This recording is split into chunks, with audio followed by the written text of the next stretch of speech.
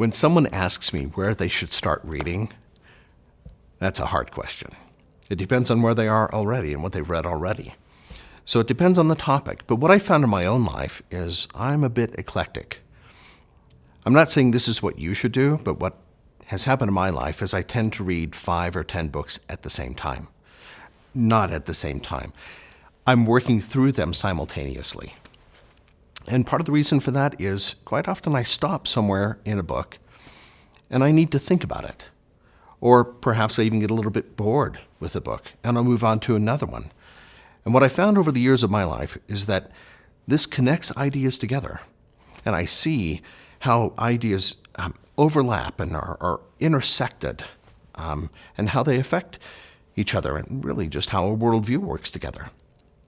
So again, I'm not saying this is how you need to approach reading, but it's how I've approached reading. When we're developing our Christian worldview and our Christian convictions, we of course need to be reading the Bible.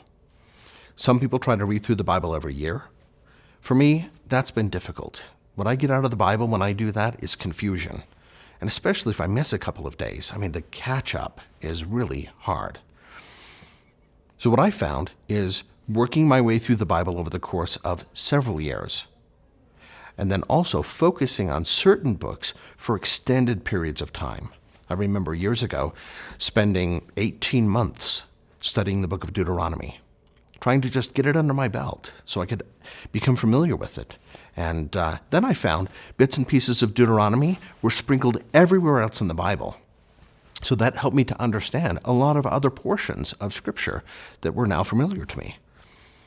But I also am convinced, and maybe it's because I speak on these subjects, because I talk with people that have different convictions, but I become convinced that we shouldn't read only what we believe. Meaning, I think we should read the perspectives of others. I myself have spent time studying Mormonism and Jehovah's Witnesses, Islam and atheism, postmodernism and sexual identity promotions. And what I found by doing that is that it gives me a basis for understanding other people and having a dialogue with them, and perhaps even learning from them. But it makes it so that my questions that I ask are not ignorant, but informed.